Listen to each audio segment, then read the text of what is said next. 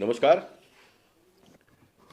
गणपति बापा का कल विसर्जन हम सभी लोगों ने बहुत धूमधाम से किया और अब 15 दिन के बाद में नवरात्र का शुभारंभ होने वाला है। महाराष्ट्र सरकार को हम सब लोग मिलकर धन्यवाद देंगे, एकनाथ शिंदे जी और देवेंद्र फडणवीस जी को, जिन्होंने सारे रिस्ट्रिक्शन उठाकर फिर एक बार धार्मिक उत्सवों का आयोजन खुले मन से करने के लिए इजाज़त दी है। और लगभग गणपति उत्सव में सभी लोगों ने नियमों का पालन करते, कोई अतिशयोक्ति भी न करते हुए इस त्यौहार को हमने बहुत अच्छी तरह से आगे बढ़ाया है। यही परंपरा हम नवरात्र उत्सव में भी रखेंगे। नवरात्र उत्सव में 2 दिन और समय ज़्यादा बढ़ाकर मिले, इसका प्रयास भारतीय जनता पार्टी के सभी प्रतिनिधि हम करने वाले हैं। पत्र ऑलरेडी एकनाथ शिंदे जी और देवेंद्र फडणवीस जी को हमने दी है और जो पुराने केसेस जिनके ऊपर लगे हैं वो भी सारा विड्रॉ करने की हमने मांग की है और मुझे पूरा विश्वास है कि ये हो जाएगा। मैं आज आप सबसे फिर एक बार बात करने के लिए इसलिए आया हूँ कि मैंने लगभग ये फरवरी में मेरे प्रतिनिधित्व जीवन के 31 साल पूरे हो जाएंगे। ये 31 साल में मैंने सारा जो भी इंफ्रास्ट्रक्चर डेवलपमेंट, दैनंदिन लोगों का प्रॉब्लम सॉल्व करना, कॉरपोरेशन, विधानसभा और पार्लियामेंट में ओवरऑल मुद्दों को उठाना, ये सारा मैंने काम किया। और इतने लंबे समय में मेरे पार्टी के कार्यकर्ताओं ने, नगर जनों ने बड़े पैमाने पे मुझे सपोर्ट किया। मुझे कभी पीछे मुड़कर देखने की आवश्यकता नहीं पड़ी, इतना प्रेम मुझे मेरे मतदार संघ के लोगों ने दिया। 31 साल के कार्यकाल में एक तो पहले तो सारा नया बिल्डिंग बनता था, इसलिए कोई जनप्रतिनिधि को मिलने का कोई सवाल नहीं आता था। लेकिन अभी सेकंड फेज में सारा रीडेवलपमेंट का प्रोसेस शुरू हुआ है। लेकिन उसके बावजूद भी मैंने अभी तक कोई भी एक सोसाइटी में एक बिल्डर को रेकमेंड नहीं किया है। ये बहुत अच्छी बात है, ऐसा मैं मानता नहीं हूँ, करना चाहिए। लेकिन लोग अपने ढंग से ढूंढते हैं, करते हैं, उसमें जो भी प्रॉब्लम आता है तो उसमें सॉल्व करने में मदद करने का एक मेरा स्वभाव रहा है, वो मैं कर रहा हूँ। लेकिन इन दिनों में थोड़ा मन दुख इसलिए हो रहा है कि साई बाबा नगर जो मेरा हार्ट है, जहाँ पर मैंने पहला चुनाव 92 में लड़ा, वहाँ का रीडेवलपमेंट बड़े पैमाने पे अभी स्टार्ट हो रहा है।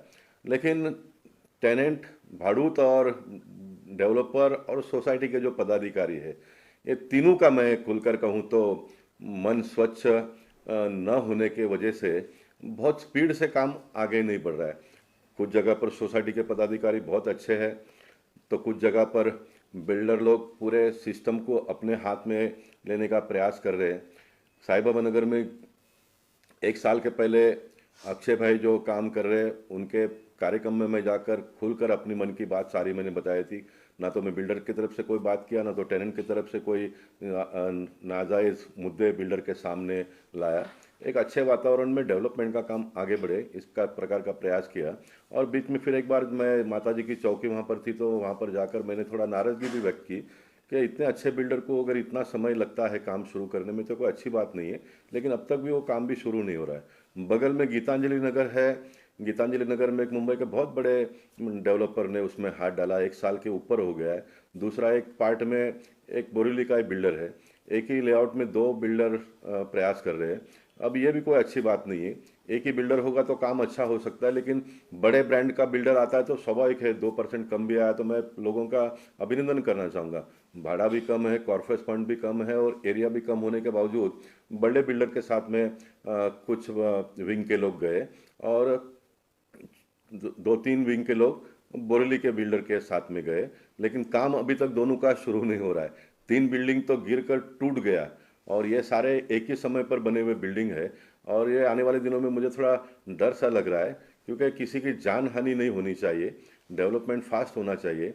और बड़े ब्रांडेड बिल्डर लोग, जब एक कंडीशन मैंने उसमें देखा कि लास्ट भाड़ूत रेसिडेंट बाहर निकलने के बाद में भाड़ा हम प्रारंभ करेंगे, मैं इसके टोटली खिलाफ हूँ। बिल्डर लोगों ने हम जैसे लोगों का भी मदद लेना चाहिए। मैं ये कहता हूँ कि कोर्ट का ऑर्डर आ गया है, कोई भी 1-2 भाड़ूत पूरे बिल्डिंग को अपने हाथ में लेकर डेवलपमेंट रोक नहीं सकते हैं और लोग चले जाएंगे। भाड़ा तो आपका एक दफ़े डीएम डेवलपमेंट एग्रीमेंट कंफर्म हो गया, आप वकील के साथ में जो भी करना हो करो। मैं रेसिडेंट से लोगों से भी कहूँगा फुल स्टॉप कामा पर मत जाइए।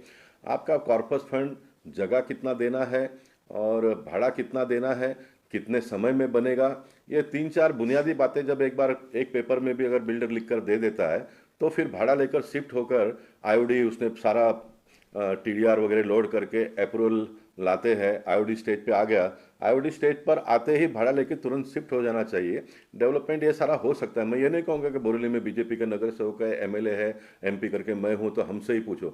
मैं चाहता हूँ कि बोरीवली के हित के लिए सारे पॉलिटिकल पार्टी के लोगों ने इसमें इन्वॉल्व होना चाहिए और सारे पॉलिटिकल लोगों ने अपने राजनीति को बाजू में रखकर लोगों का घर का जहाँ तक संबंध आता है, सारे लोगों ने मदद करने के मोड में हमने आना चाहिए, तो लोगों को एक बहुत बड़ा सपोर्ट हो जाएगा आने वाले दिनों में। तो ये बिल्डर लोगों का इस प्रकार का मनमानी भी नहीं चलेगा। 3 साल के अंदर तो प्रोजेक्ट पूरा करके उसने लोगों को फ्लैट का पोजीशन दे देना चाहिए। इस स्थिति में हमने आना चाहिए। नेगोशिएशन स्टार्ट होने के 3 महीने में सारा प्रोसेस पूरा होकर कॉरपोरेशन में भी प्लान पुटअप करके, मैं मानता हूं कि रिहैब का तो इतने बड़े बड़े बिल्डर है, रिहैब का परमिशन तो आपको तुरंत मिल सकता है और रिहैब का काम होते होते सेल का जो भी करना है वो सब आगे कर सकते हैं। लेकिन बिल्डर लोगों ने एक अपना मन इस प्रकार का बनाया है कि सारा एकदम मैदान करने का, फिर छोटे बिल्डर बड़े बिल्डर उनके साथ में फिर ज्वाइन करते हैं, ये सारा चला है। इसके बारे में थोड़ा लोगों ने चौकन्ना होकर काम करना चाहिए।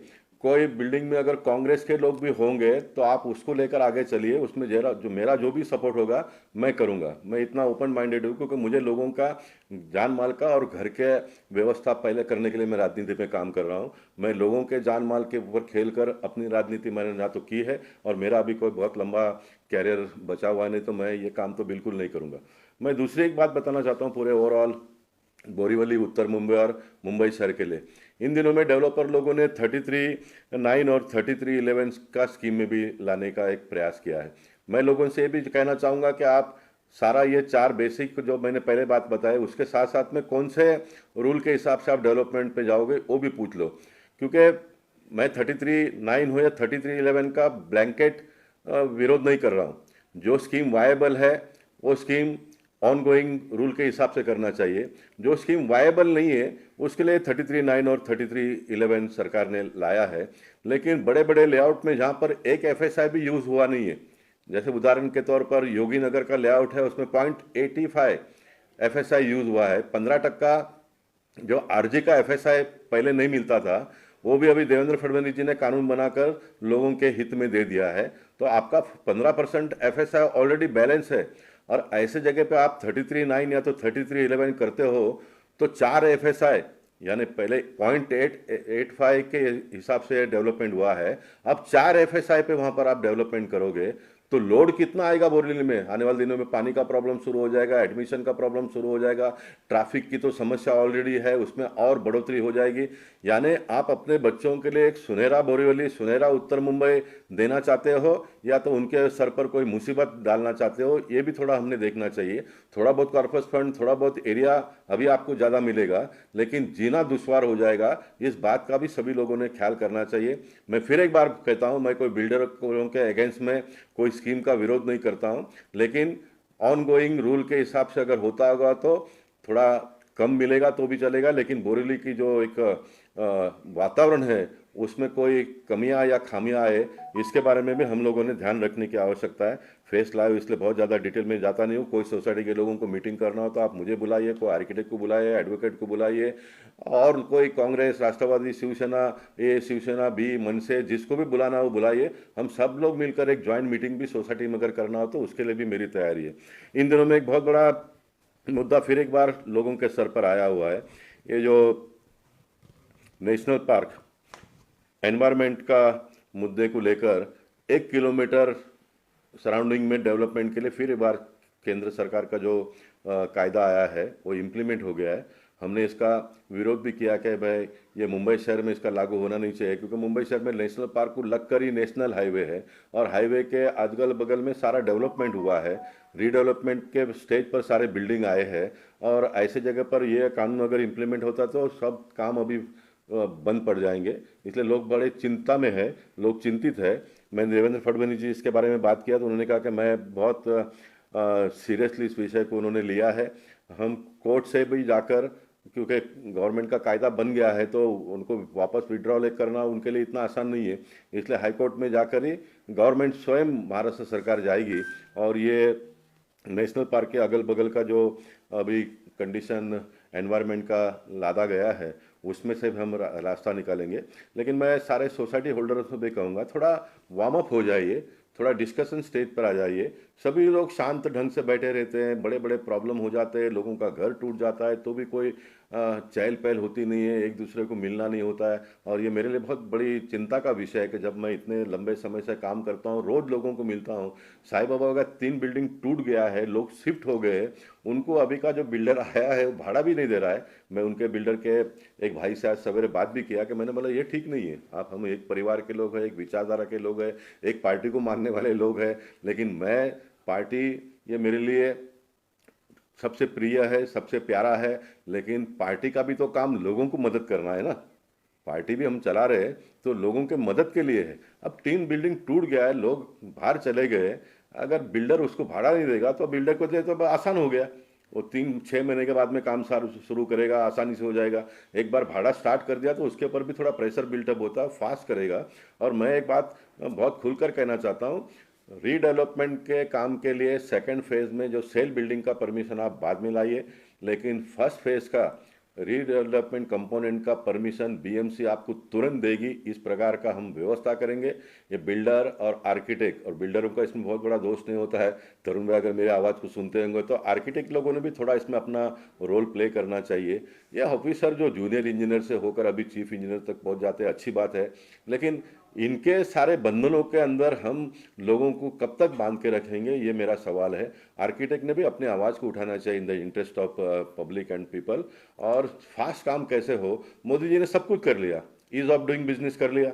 ईज ऑफ डूइंग बिजनेस में जहाँ पर 145-50 कंडीशन थे उसको कम करके 80-85 तक हम लोगों ने लेके आया। इतना सारा कंडीशन कम होने के बावजूद भी अप्रूवल मिलने का तो समय उतना ही है, उतना ही है। मैं बहुत खुलकर कहूँ तो जो रिपोर्ट मेरे पास है और मैं जानता हूँ, सारा इनका ऑफिसरों के साथ में तालमेल होने के बाद में वो अपलोड करते हैं। अभी मोदी जी इसमें क्या करेंगे, मुझे बताइए आप, मोदी जी इसमें क्या करेंगे, मैं इसमें क्या करूँ?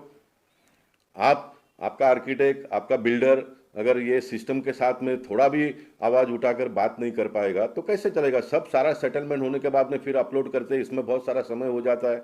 मैं एक आर्किटेक्ट कोई भी मुंबई शहर में जो मुझे मिले, जो उसके ऑफिस में बैठकर सारा अपलोड करे ऑनलाइन, अगर कॉरपोरेशन के ऑफिसर उसको रिस्पॉन्ड नहीं करते तो मुझे आकर मिले, मैं स्वयं ऑन द स्पॉट कोई भी ऑफिस हो तो वहां पर आके आर्गूमेंट करने की मेरी जवाबदारी है। मैं इसको एक्सपोज करूंगा, पार्लियामेंट में एक्सपोज करूंगा, मैंने आधा किया है।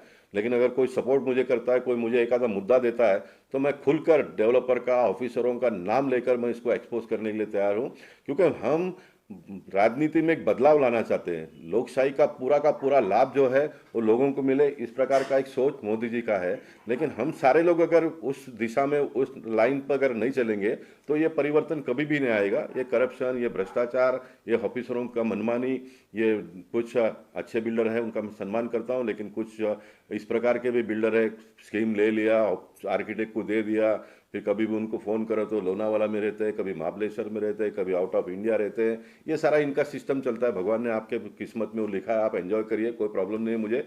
लेकिन लोगों के जान माल के साथ में कोई भी खिलवाड़ करेगा तो मैं गोपाल शेट्टी बिल्कुल बर्दाश्त करने वाला नहीं हूँ। इतना मैं कहता हूँ। आइए हम सब लोग मिलकर, 15 दिन हमारा स्टाफ का हमारे पास है, 15 दिन में हम सब लोग अपना एक लाइन ऑफ एक्शन बनाएंगे और माता जी के आते ही हम सब लोग एक्टिवेट होकर मुंबई शहर के लोगों को जल्दी से जल्दी अपना घर मिले, उस दिशा में हम आगे बढ़ेंगे। फिर एक बार आप सबको बहुत बहुत शुभेच्छा, शुभकामनाएं, धन्यवाद। भारत माता की जय, जय महाराष्ट्र।